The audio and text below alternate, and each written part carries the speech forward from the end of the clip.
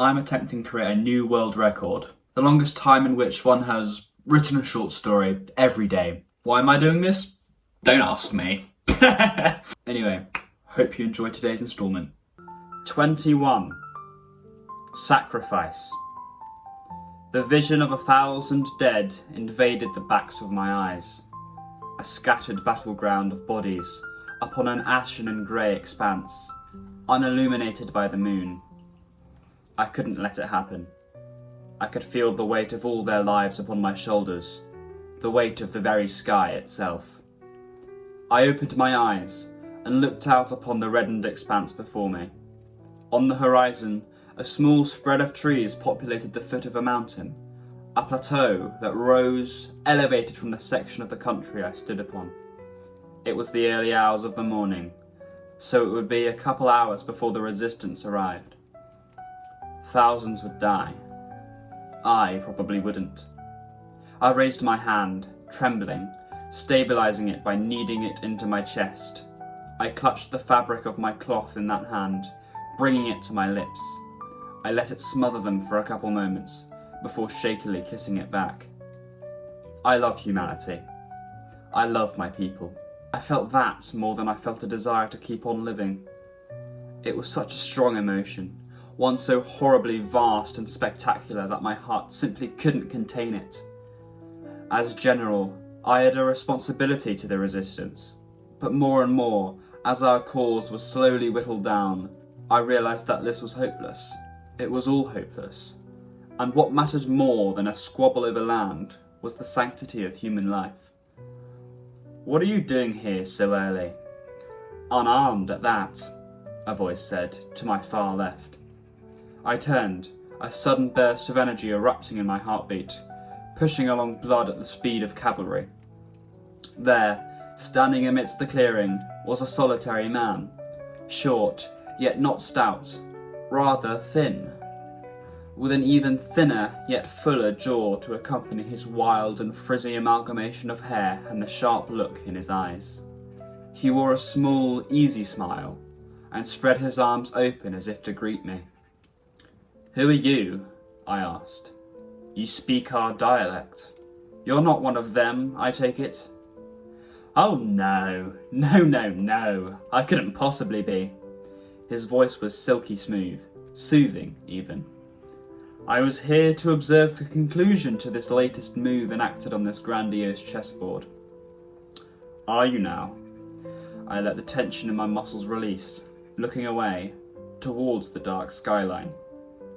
"I've come here to end it." "Oh?" He took a couple steps closer. "I'm ending this conflict." "And you'll settle? Is that who you are, General?" "Yes." I shot a glare back at him, my voice unravelling into an unkempt fury. "I refuse to watch my people die. It is an utterly disgusting thing." A wave of emotion unravels with it.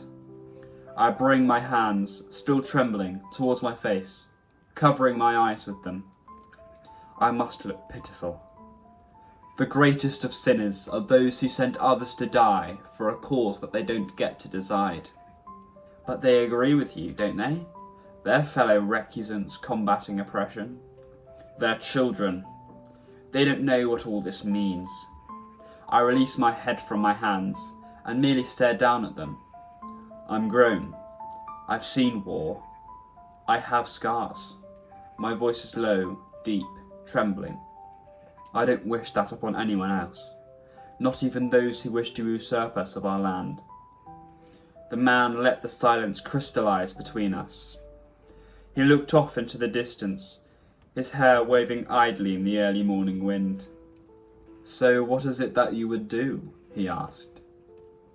"Something I should have done when all this started." 1,000 of our dead flooded the back of my eyes. They were all looking at me, all perched on my shoulder, breathing down my neck. I could take it no longer. Pass this message on to my people, and theirs. Tell them that I am rewriting the map. The border is being marked where we stand. "And how are you going to enforce that?" I gave him no response. Righting myself, puffing out my chest, I held my breath. I closed my eyes and let my hands fall to my sides. And then the feeling filled me. A vibrant, fire-like feeling, one that scorched my insides. I furrowed my brow, focusing in on it, intensifying it. It burned hotter in a sudden roar and slammed against the inside of my ribcage once more. "Oh, so that's your plan?" The man chuckled. I could hear him pacing away from me. "You'll be remembered harshly for this." "I don't care," I said. I refuse to let any more children die. I focused harder, intensifying the flame again. It erupted into a cataclysmic surge of power and energy, pouring out of every pore in my body. I could feel myself being dragged away by it, like my consciousness was seeping away. But no, I steadied my focus, reimbursing the power for the 4th time.